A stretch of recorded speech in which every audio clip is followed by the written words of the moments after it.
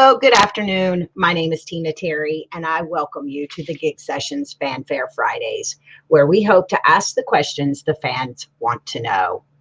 Please know at the end of the session, we'll pick one question from you, our viewers, to present to our guests. So if there's something you want to ask, now is your moment. Please put a Q in front of your question so it can be easily found. And just to be clear, we'll only be able to pick one live question, so please make it good. Now, let's get on with the show. Straight from California, Fanfare Fridays presents Dwight Carrier, otherwise known as Black Cat Zydeco. Hey. Welcome, Dwight, to your Fanfare Friday. How are you? I'm wonderful, And you? Hanging in there. That's what we got to do, baby. That's what we got to do. That's right. Yeah. So, sun shining over there? I got a list of questions. Uh-oh. For me? Are you ready? I'm always ready, baby. I'm always ready. So I'm gonna start with silly. Uh-huh. Okay. My first question to you is cereal soup? Why or why not? Cereal soup? Yeah. Why cereal soup? First of all, I never even had that. Is cereal soup? Oh, it's cereal soup. Oh, wow. That's the kind of okay. Well, cereal is a form of soup, created in milk, I guess. I think it's soup. And is it because it's liquid? Yeah, I mean, you got the grains and the cereal and the milk, and just like soup, you got the noodles and the tomato sauce or water, or whatever, on the broth. Yeah, that's one of those. It's a subjective question, isn't it? Right. So another subjective question. What is the sexiest name you've heard, and what's the least sexiest name? The sexiest name I heard was I would have to say that's a good question. The sexiest name I've heard. Hey, that can get me in trouble too, that could be let's see. I would have to say, I don't know, Rosa, and the least sexiest. Here's where it gets. See, that's tricky. See, that's tricky. Least sexiest name would have to be. I don't know. I don't want to say. I don't know. I've never met one. There you go. That's a fair answer. Right. All right. Okay. What's the weirdest smell you've ever smelled? The weirdest smell. I guess that a dead animal. I mean, it's weird to me because they smell different, but it's dead. It's weird that they have different scents as they die. That's what I think. I don't know. I smelled some weird thing. Maybe chitlins, huh? That might be on my list. Yeah. Maybe chitlins. I would go with chitlins because I just thought about it. Well, there's worse things, and yeah. Chitlins. Yeah. So yeah, let's kind of get to you personally, and as we fall into this, because obviously, the answer can be pre-COVID, during COVID, but I mean, what do you do for fun? How would you describe a perfect day? Well, a perfect day would be me going to work and coming home, but that ain't happened in 8 months. So a perfect day now would be playing I bought a new keyboard, so I'm all into the keyboard thing right now. So that's what I've been doing for fun lately, making music. I create music every day. I'm writing every day. That's just what I do, Yeah, and walk my dog and go out and enjoy the beautiful sights of Marin County. And um, yeah, I got a guitar, I got a bass, I got some electric drums, I got a keyboard, I got my accordion. So my fun is into the music, and since I'm by myself, I can really do things. There's nothing wrong when you're writing it, So yeah, for fun, it's just music. That's my thing, and since I got this new keyboard, I'm like a kid in a candy store with it. I can't pass it up. It's set up in my living room right here. Uh, yeah, and just hanging out with my dog, catching some sun nowadays. It's so joyful because and you just put the stay-at-home order in, so there's nothing really to do. So yeah, music is my pastime. It always has been. So it's now it's like you really appreciate it. So that's where I'm at with the for fun. That I know that once this thing is over with, all what I've did is going to be exposed. And uh, yeah, I'm looking forward to this thing to open up. The world to open back up, so people are going to want to have fun and enjoy again. So my pastime has to be music. That's all I love to do it. That's me. That's me. That's me. I'm still looking for the musician that actually has a hobby outside of music, and I just not sure he exists. It's He no, or I mean, it's no other hobby because there's so much you can get out of music. I mean, you can start on one style, and when you notice something, you're doing something else. It takes you to a whole nother level in life, and energy and strength. It's a freedom to me. It's a freedom. That's what it is. I'm sure to all the other musicians, it's a freedom. You have a bad day, you grab your instrument, you play it. You put it down, you lay it down. That's what I do.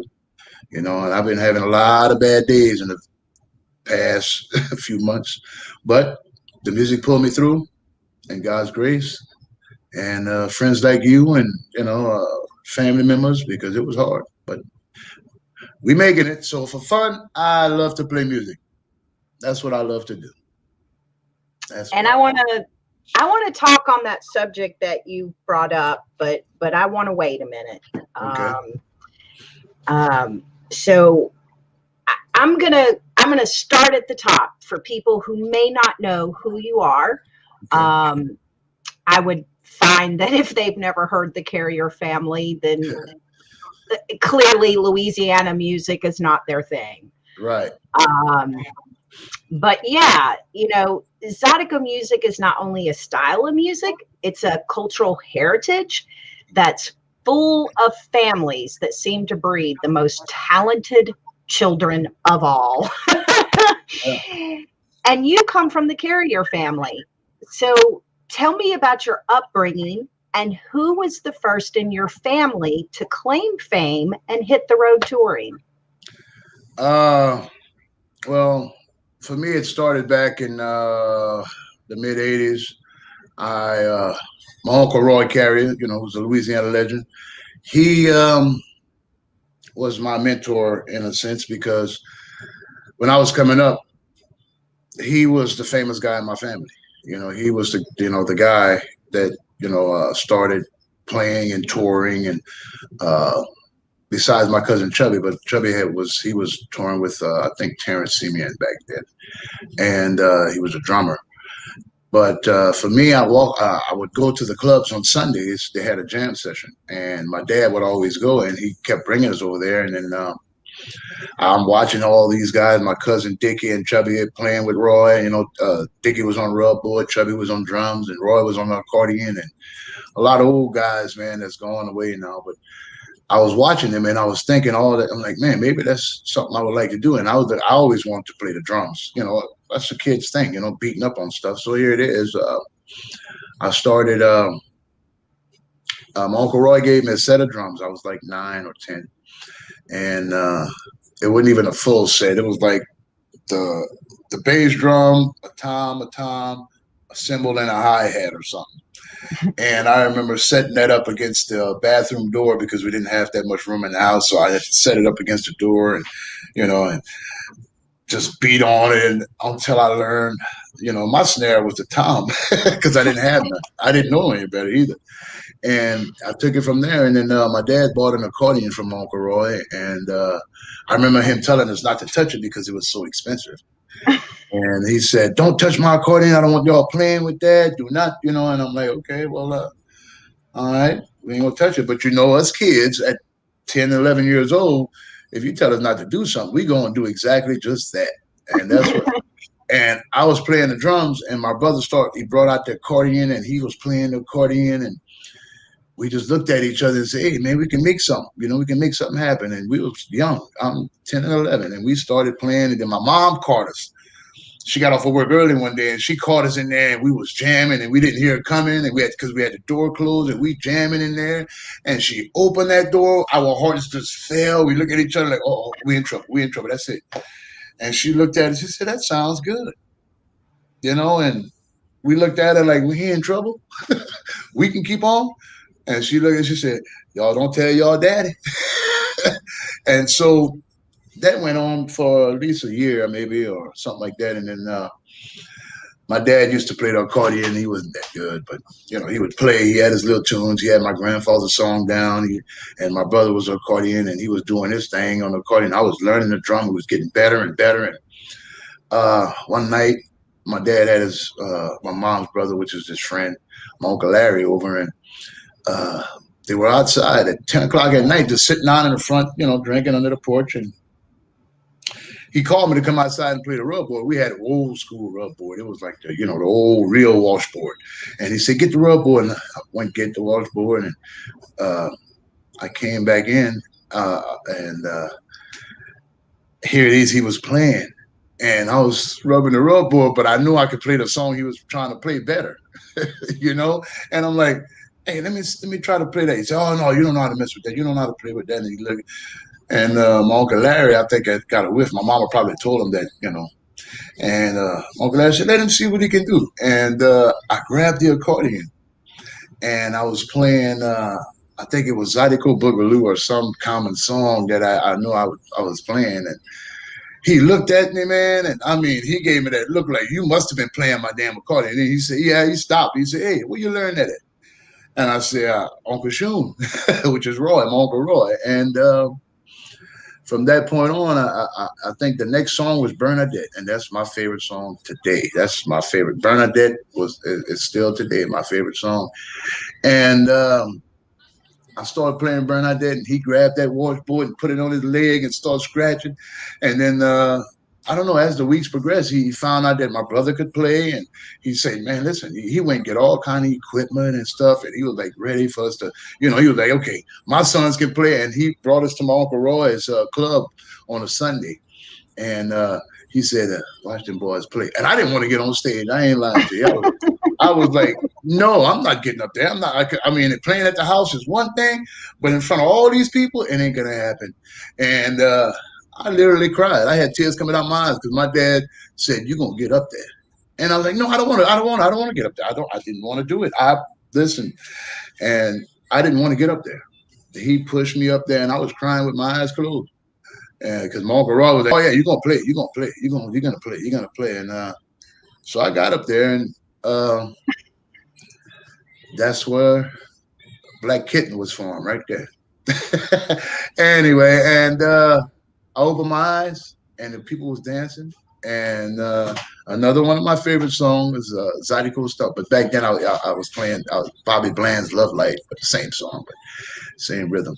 Anyway, so I was doing that, and that's where Black Kitten was formed. And from that point on, I started listening to Zydeco. I started listening to the King of Zydeco. I started mixing it up. And in the mix, it was Terrence Simeon that really made me want to, and because I heard my cousin Chubby back there on the drums, and he was locking that beat. And I mean, it was different kind of music because it was funky. It was Zydeco funk. I mean, it got into my bones, and that's what made me, Terrence Simeon really made me say, "You know what?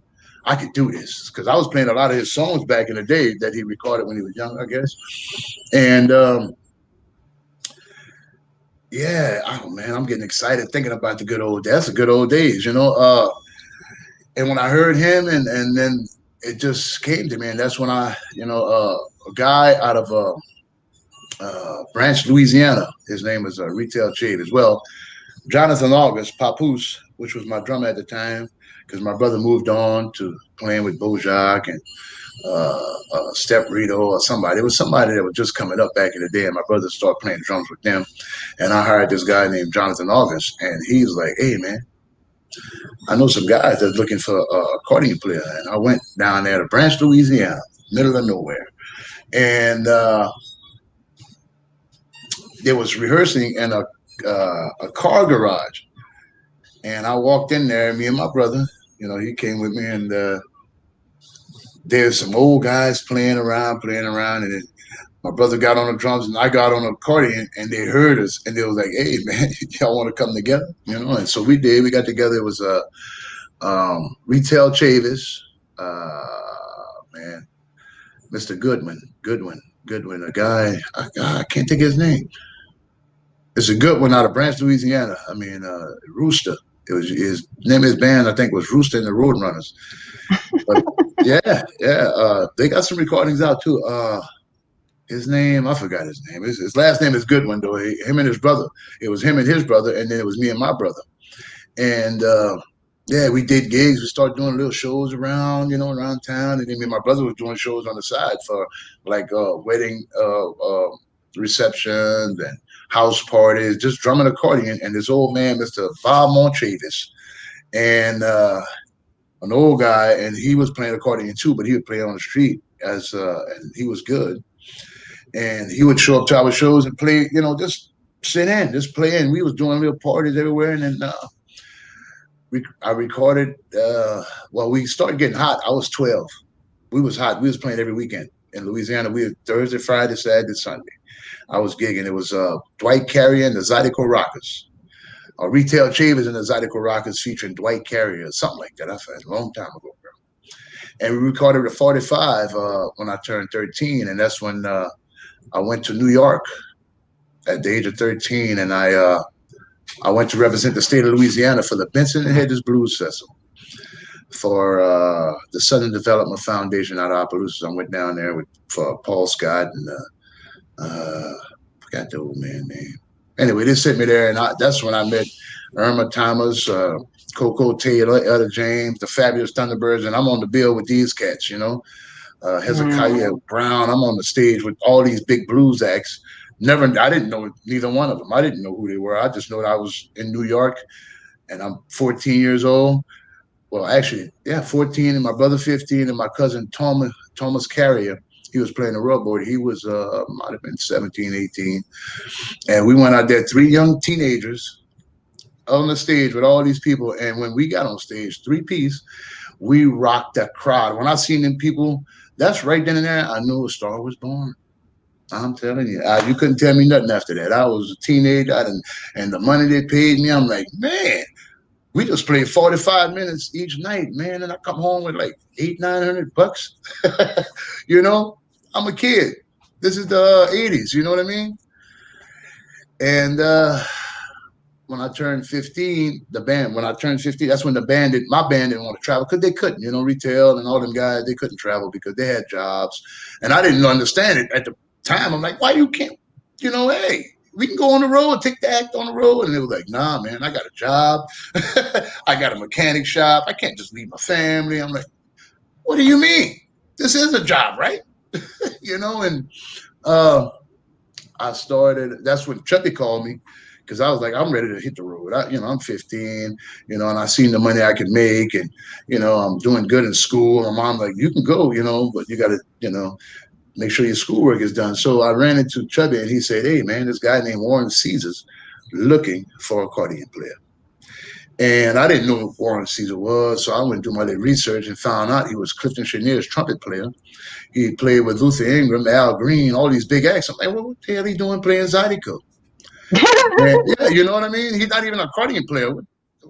And I said, what did he play? He's like trumpet and rubboard. I was a little skeptical, but the guy came by the house, him and Roland Fontenette and Guitar Gable Jr., they all showed up in the van. and took me in the van for a ride and put the tape in. He was, listen to the tape. He's like, you can play this kind of stuff. I'm like, hey, bro, I can play anything. I don't care. And that's I took off. I went on the road at 15. I started touring. Our first gig was Fitzgerald's in Chicago, and we did all of the Chicago scene, the blues scenes, and stuff like that. And that's when I finally realized this guy is totally different from the Zydeco. We playing some Hugh Masekela, some Bob Marley, some. I mean, we were doing some back then. What's that guy in there? The country. We were doing country music. We were doing rap because I remember we did a rap song. Because man, I mean, and he helped me take Zydeco to another level mentally. He showed me how to sing. Where to put things, how to play things, and. Yeah, it was. It was good. It was good. Oh man, but yeah, and then when I heard Buckwheat Zydeco and how he was doing things, that really put me on there. Like, okay, listen, I can do what I want. I can do what I want. I could just, I can. This is me because I learned from those cats. Buckwheat. I put all that together. Buckwheat, Terrence, Boozoo, John Delafonte, my Uncle Roy.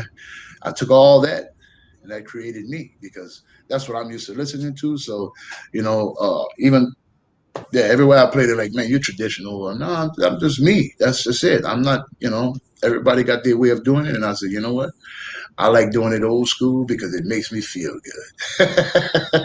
And I ain't got no complaints. So God is good. So is my music. So why is it, and I think I'm really learning that it's not really a Zydeco or Cajun sort of thing. It's just a Louisiana thing. Yeah. Right. Why is it that everybody starts as a drummer? Oh, I don't know. I mean, because I guess, you know what? You have to get the rhythm down, you have to start from the foundation. You know what I mean? Once you get the drums, it's the African thing, You know what I mean? Can you feel it? It's you got to get that. I think that's what for me, And then I started with the rub board, and then I went to the drums, and then you got to, because once you learn that, that you can dress that up with any instrument you pick up. You're going to know from that point on, okay, I know what he's supposed to be doing. And okay, is that what he's going to do? Well, I know how to hold him there. It's the foundation, is what I think. And I think it's wise to do that. And yeah. It's very consistent. Yeah. You have, and once you get that mental, you know what's happening in your mind, and if the drummer on it, he's on it. If he's not, you're going to look at him like I look at him. Hey, cuz, hey, come on with it. Do something different. It ain't working. But yeah, that I know it's because all the successful musicians play drums, you know what I mean? Mm-hmm. And mostly bass because they can build their own foundation and take it from there.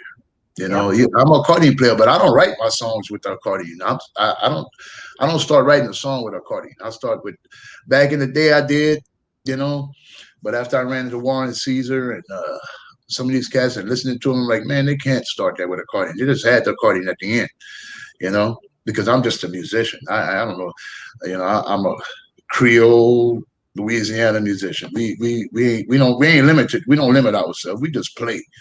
I don't care who we with, or we gonna play. So whatever style. What instrument do you write your songs on? I start with the guitar or the bass.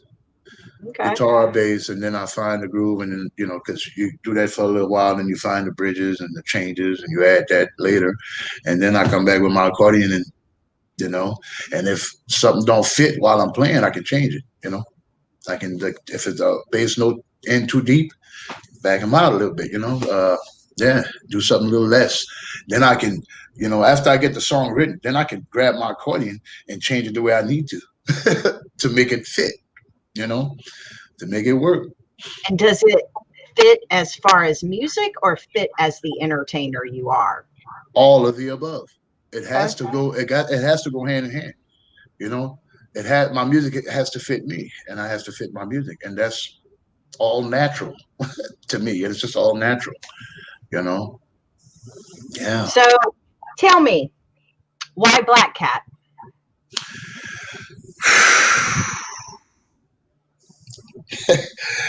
Well, here's what happened. This old man, Mr. Raymond Randall, from Opelousas, Louisiana, I toured with Roy. I was the bass player with my Uncle Roy for a while, and he was the guitar player. And we'd do some blues, we'd do all kind of stuff. Roy would let us play, Roy would go sit down and do his thing. We'd be up there jamming. And when Roy wasn't looking, I'd grab his accordion and I'll start playing it. And by the time he finished doing what he's doing, I'm back on bass, kicking back, like nothing happened. And a few times we'd do that. Roy would go, we'd go on break, and he'd go outside or something, and I'd walk around the club, man, sneak in there, and I'm playing the accordion, and my cousin Kevin on a scroll board or something, and we pass around the tip jar, and we make like a quick $200, on the break. And Raymond Randall looked at me one time. We was in Chicago, man, leaving from Blues, etc. And he looked at me. We stopped in Champaign, Illinois. I forgot the name of that club. It was a club in Champaign, Illinois. We stopped there just to take a break because we was driving straight home. And he looked at me, man, because me and my cousin Kevin, and we grabbed the rub board and the accordion, went in there, man, and we picked up like $200-300 and got back in the van. And Mr. Raymond Randall, he said, man, he said, boy, you ain't even got to have a band. You just walk in there and tell you, he said, boy, you just like old Black Cat. He said, you in and you out and they don't even see you. You don't even know what happened. I said, I know. That's how you do it, And he said, yeah. So he started calling me Black. He said, I'm going to call you Black Cat. And I just look at it and say, oh, man. At first, I was like, man, Black Cat, don't call me that, man. I said, then he's kept calling it, for years. And I was just Dwight Carrier in the Road Dogs. And then when he said Black Cat, and it dawned on me, bam. I look at him one day, we was on the road. I said, man, when I get back and I'm going to do my next gigs and stuff, I said, I'm going to go with Black Cat and the Road Dogs. And he was like, bruh, that sounds good. That's a catchy name. And he had a funny laugh. So he would laugh. I would laugh too, man. And it stuck. And that's me. I'm the Black Cat. First of all, I'm one of the darkest in my family. If you look at Chubby, Dickie, and Roy, they're all red and high yellow. My auntie, I'm the darkest one. And my Roy's sister, my Aunt Linda, she called me she called me Black Prince. And I was like, you know what? When I go to the family reunion, I stick out like a sore thumb. Like, who's this black guy? Who's this brother here? Who's his mama? But they all know Elvina is my mama. But yeah, so I like it. I like it. Because it fits Black Cat and the Road Dogs, and it's make a nice picture too. Cat controlling the dogs. So what's the best performance thus far in your career and why? The best what? Performance. I would have to say Germany. The tour that I did last year and the year before, the whole tour was phenomenal. I had a great band. I had Ruben Marino's band the first year. He invited me down there. And then they had me headlining the next year. So, and the energy those people have out there in Germany, man, and Europe is the energy they give you because they appreciate that music so much because they hardly get it, So they don't take no part of that for granted. And I could really get out and do me, Dwight, Black Cat. I could really get out and because when you're playing in the States, the country, you have to dance for them to dance, right? And I love that. I love the dance style too. But when you can do whatever you want, because nobody's dancing, they paying attention. They're like, they can see every detail of you. And I don't mind because I'm an entertainer and I like people to watch me. I like attention. Look at me, and I never played that long for that many audiences that didn't dance and just watch me and appreciate that. Oh, because I'm an entertainer, I love to entertain people. That's my thing. I'm not going to stand in one spot on the stage. No, I'm going to walk from one end up the stage to the next. I might dance from one end to the next.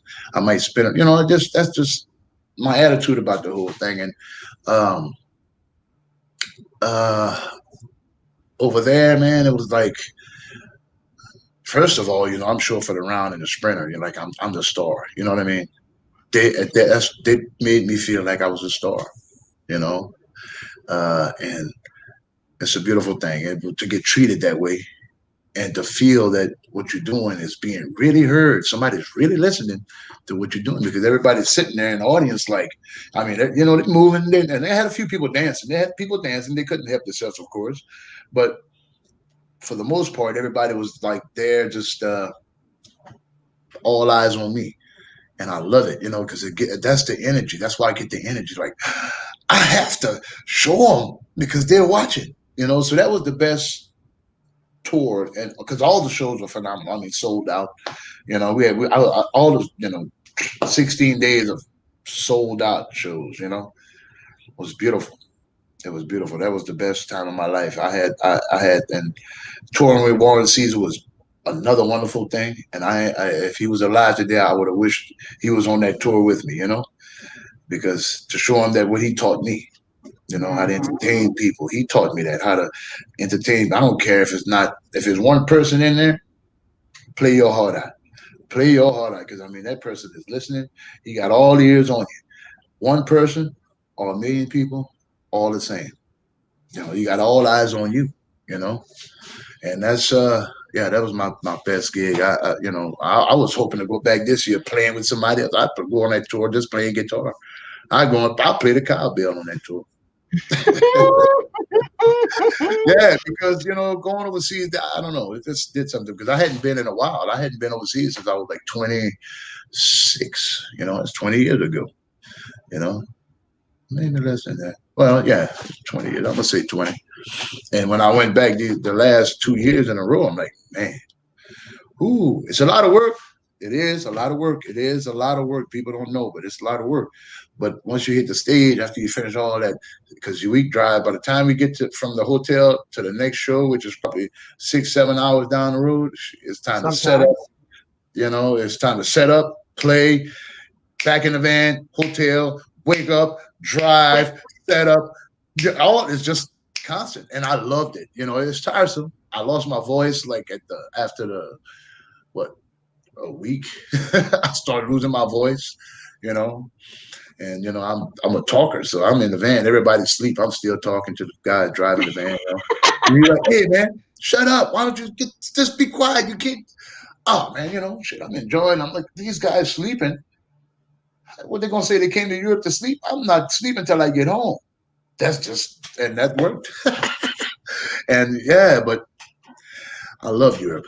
I love Europe. I would do it on the drop of down. I'm trying to set something up now for year after. We're gonna talk about it. Yeah, I'm gonna keep you in the loop of everything. I'm gonna put you on, So let's we're reaching the halfway mark, and I want to come back to your comments about it being a challenging year, and hopefully you won't mind me asking this question. No. But maintaining our mental health is important for so many reasons, and as an artist, many struggle with the right way to go about taking care of oneself. And so during this pandemic, we've all had battles to contend with, and we've all had revelations about ourselves. So what have you battled, and what revelations have you had during this pandemic? Well, this is the real, baby. This is first, it started off I didn't know there was a pandemic going on, and I got real sick in the beginning. I was sick for like a month and a half or something. Like, I was sick. I didn't go to the doctor. I just thought I had a flu, but I'm sure I had that virus, because I couldn't breathe one night. But I fought it, with the old remedies and stuff. I didn't go to the hospital. I went one night, and when I looked at that hospital, and it was a nightmare. It was I didn't want to go back. I was like, nah, never mind. I'm gonna go home. And I left because everybody was in. I was like, I might go over here and get more sick, you know? And I'm like, nah. And this was like in March. And I'm like, okay. So I fought the sickness around the last part of April or something like that. And I cleared up. And then other things happened in life. And then to where I couldn't go back to work because I did have a day job, you know. So I'm a supervisor at this place. And all that, I was traveling, I had a job, I'm rushing, you know, I had a full life. And to having a full life just taken away from you, it's like I was locked up in jail, you know. And I used to suffer from anxiety and panic attacks and depression, right? So I was on some medication and I got off the medication last year because I started dealing with it with you know, other ways. I found other ways to deal with it, and you know, but it took a minute. And then when this pandemic hit, I was at the verge of finishing my album. You know, I'm ready to hit the road. I had gigs lined up. You know, we was working to progress in my music, and I got a job to where I can go play music and come back. I mean, I can leave for months at a time and come back to my job. So I wasn't worried about that. It's like everything was going great, great. About to drop the album, you know, I'm about to start working with this agency and with you know what I mean? Everything was supposed to be blossoming right now. Had some shows, people still calling. I had a lot to look forward to. And uh, here it is. We came to nothing. Everything just came to a halt in my life. And I started self-medicating. I started drinking a lot, you know, because I'm at home doing nothing. You know, when you're somebody like me, and I'm always on the go. I'm never idle for no. I get up in the morning, whether I got to work or not. 5:30, 5 o'clock. People can tell you they know. I'm up because I'm a go getter. I'm not gonna sit home and let my life pass me by. It's too much stuff to, you know. I'm never gonna catch up. You know, I'm not the type to sleep my life away. I'm gonna get it. Something gonna happen. I gotta make something happen. And that for all that to come to a halt put me in a bad depression, along with losing family members every other month or every other week sometimes. Because I lost a lot, man. 9, 10 family members in this pandemic. In 9 months, I lost that many people. And I couldn't even go down there to see them. I couldn't go down there to comfort my cousins, my family. You know, I couldn't do just that alone. And I'm up here by myself, literally just with my girlfriend and my dog. But I didn't know how to utilize all that at the moment because I was self-medicating. And I found myself, I was never a morning drinker. I found myself drinking in the morning until the time I went to sleep, you know, along with other things, you know, and uh, it did, none of that helped. I was numb. Yeah, it helped for about every bit of the time that I was buzzing. And then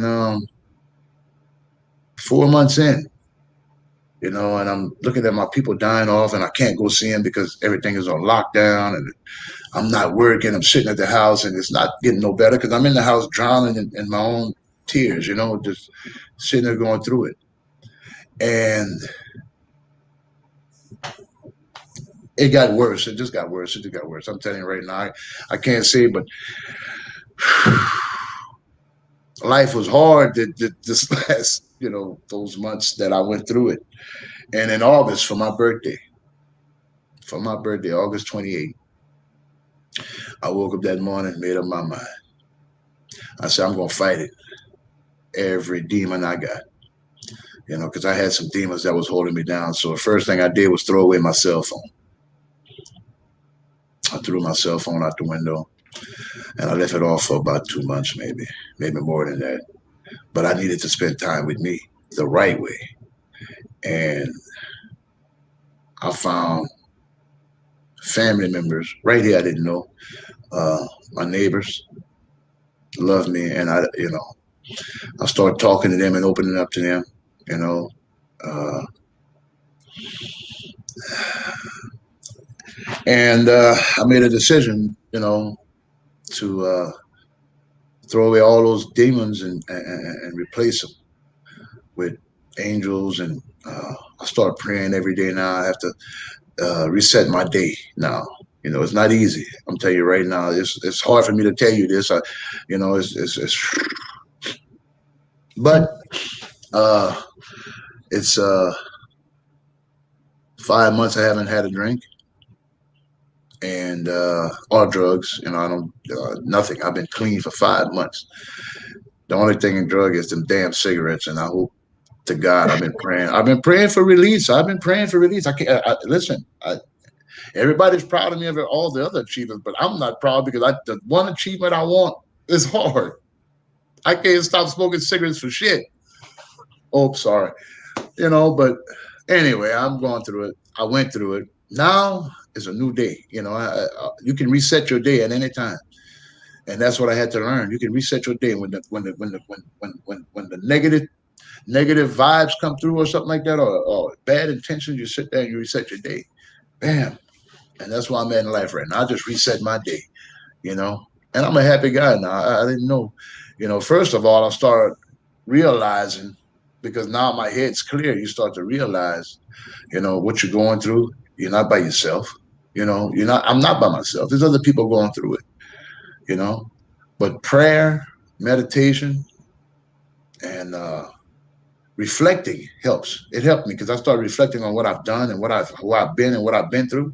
And I said, I will never those things that I needed to move, I moved them because I knew that that was hindering me to do a lot of things. You know, I, I never trusted people.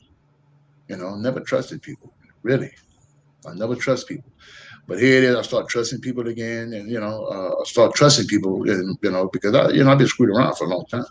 But I start trusting people and trusting myself because I screwed myself a bunch of times too. So I had to start trusting and believing and actually saying, you know what, it's going to be fine. It's going to be okay. Keep living. And then I had confirmations. When I stopped worrying so much, bam, things start getting poured into my lap. I'm like, what? Is that all I had to do? Reset, reboot. Okay, well, that's what I had to do. I mean, I'm at the mid time of my life right now. I'm 46. I didn't know I was going to live that long, but here I am. So, like I told my girlfriend, I say, the first years of my life, I did everything and anything I wanted to do, and I literally did everything and anything I wanted to do. I did. Some people can't say that, but I did.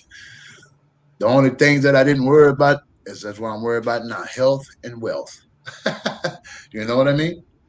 So that's where I'm at in life. I know that if you keep pushing and keep heading in the right direction, it's gonna get hard sometimes, but you got to keep pushing. You can't stop. You can't stop. Don't stop. You can take a break. That ain't stopping. Taking a break ain't stopping. So you got to keep on going, keep on going. And where I'm at right now in my life, I'm happier than I ever been. I didn't know I was going to be that way because I always worried about, I have to have a drink. I have to have some drugs to conversate with people or to deal with people. No, no, no. You don't have to have none of that. And I'm the one to say that. I've been there, done that. And I'm kind of glad I did it the first half of my life because now I can enjoy the second half of my life, you know? So if anybody need to hear this, keep it pushing, man. Don't let this pandemic get you down. It's going to all pass. Everything is going to pass. Just keep your life straight and stay focused on positivity. You know, you hear me, Tina? Stay positive. Breathe. Sometimes and take a break. Whew. Start again. Do it again because you only way you're gonna fail is if you stop. That's the only way to fail. I might be 60 before I make it. I don't care. I'm not stopping. I'm shooting for the stars. But if I make it beyond the clouds, like I told you, I'm all right. thank you for sharing that. Yeah. No doubt that that many are dealing with the same issues, and finding back to, I'm looking for the person in music that has a hobby that the constant answer isn't music. And so when all that goes away, you have to get real with yourself. Yeah. And so, yeah, thank you for sharing that. And hopefully good advice for somebody else down the road. Well, I hope so too, because I mean, I'm not the only one that's going. I look at some of these musicians. That's all they do is play music. Right. Yeah, that's all they do. And here it is. I'm sitting here. I got a job. So I was collecting my money every month. I mean, every 2 weeks I was getting my unemployment or whatever. And remember, we talked about that. You said I was lucky. And I said, no, I'm blessed, because some guys don't have nothing else. They don't have the luxury of collecting work with unemployment, because you know how that goes in the music business. You ain't put in, you can't get out, you know? And I look at these guys, man, I'm like, wow, man, what else they gonna do? What are they gonna do? They can't even play music, man. Even though I was getting that money, I wasn't happy. I don't care. That money didn't mean nothing. It wasn't real. I wanted to be out there entertaining somebody. My girl like, why you complaining? You just sit down and you get your money. No, that ain't enough. That ain't freedom. Sitting down and get money. Who does that? Not me. Never before in my life. And here it is. I'm sitting there collecting money and still unhappy because I couldn't tour. My people needed me. I needed to make people happy. I need to play. I need to play. I couldn't play for about 4 months. I didn't touch an instrument the first 4 months of this pandemic. I was like, I was touching up my CD, but it was so not me. I didn't even feel it. It passed me by, you know. No. Here. Okay. So do you teach lessons? Is this something you've done during the pandemic for income, or is teaching not your thing? I'm not too much into teaching, but like I said, I had income. I still got income, but I teach. I'm teaching myself some things, right now. I think because, you can't, I mean, I know there's online teaching and stuff like that, but over here it's a little stricter because this is California. You can go, you can't, they don't want you. In Louisiana, Texas, I watched them. I went down there in September and they just freely, they go. Over here is different. People here are different. You ain't going to nobody's house because no, the coronavirus, but I never cared for teaching in the first place because I'm still learning. You know what I mean? I'm still learning. I don't try to play like nobody else. I always try to play different. I never want to sound like nobody else. So now teaching ain't my thing. I even, even playing, doing those shows, those shows, online shows, whatever. I couldn't even get into that. I've tried. I can call the band up. I said, I even found one spot that would let me go play. It was an office because I can't play where I'm at because it's too loud. But it was an office in Oakland, and I was like, bro, that's gonna be so weird. Just trying to make it happen in front of a camera, just a camera. I mean, unless I can, I don't know. Maybe I might have to resort to that later. I don't know. We'll see. To be continued. And I want to come back to we had a question from one of our viewers about Terry Von Cannon wanting to know what's the earliest that we feel bands will actually be able to tour again. I mean, the honest answer, folks out there listening, none of us know this answer, and this is truly why we're becoming talk show host when that's not what we do. Right. And so really, I mean, I think we're all waiting for some guidance, and clearly with the implementation of this vaccine, we're hoping that we're getting closer to knowing some guidelines. And I think, all governors should be giving some guidelines to people so that we can understand what we can do. Because, we're gig workers, which means we don't get paid till we do something. Exactly. And we're doing nothing. So, so then that leads into, we're reaching the time where we're going to pull the question from the folks watching. Okay. And the question is from a Joyce McKinley. And she wants to know, how does it feel to be playing Zydeco in the Bay Area, which is so musically diverse?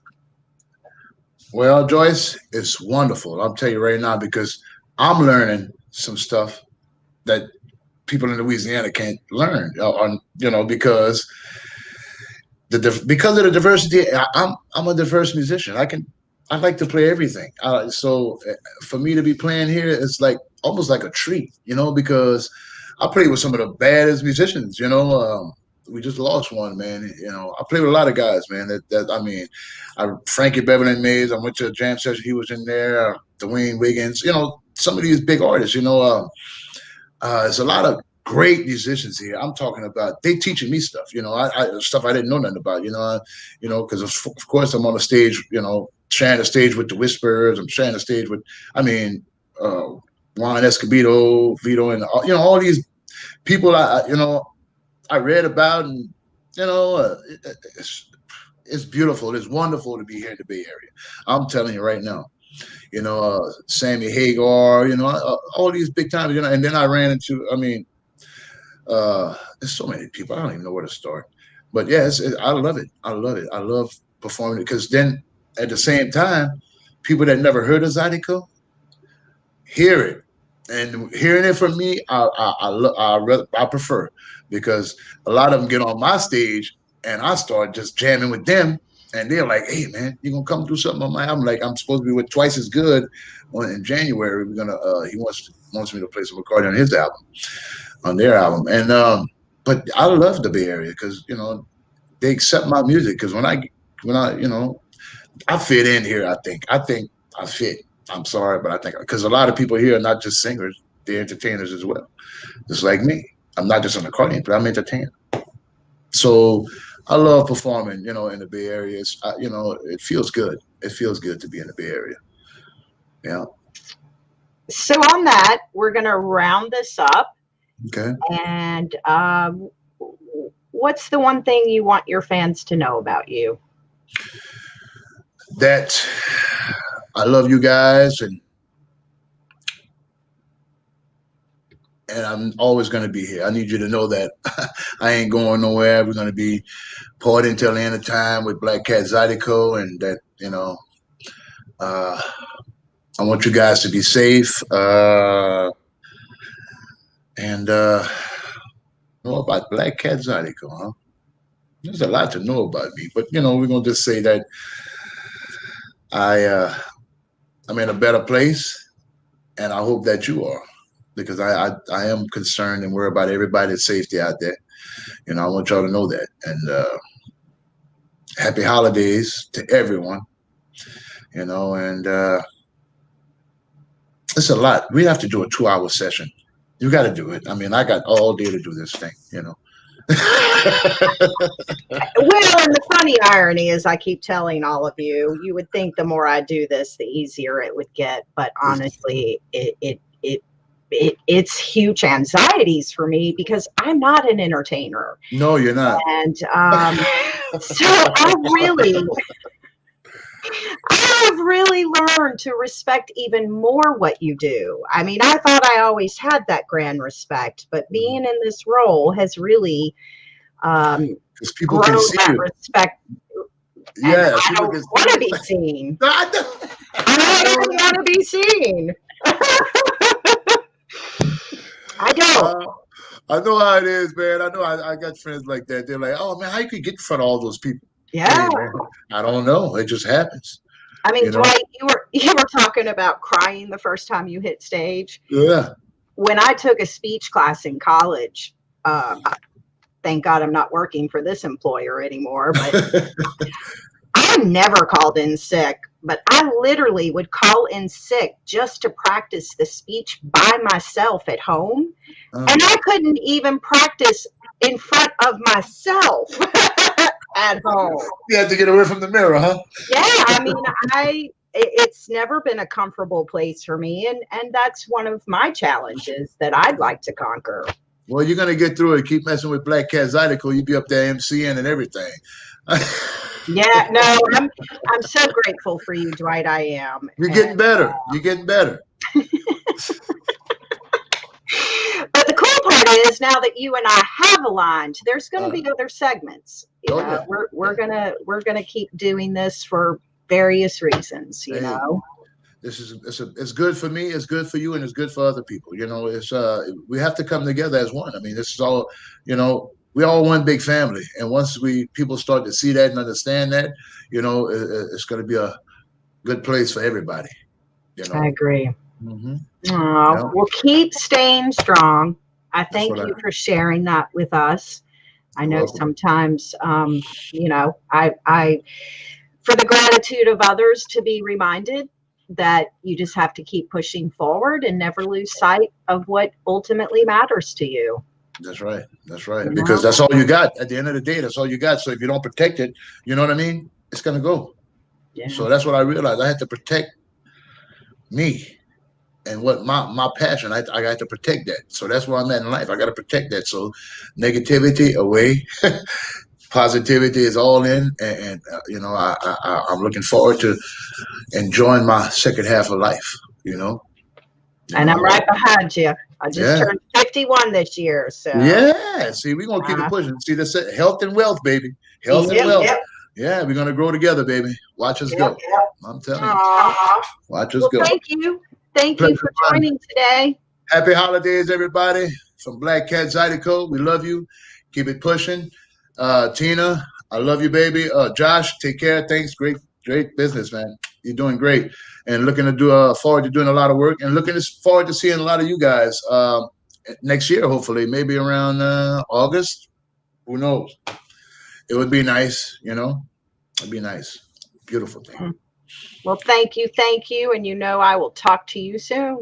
All right, baby. You have a good one. God bless. Bye. Bye-bye. And to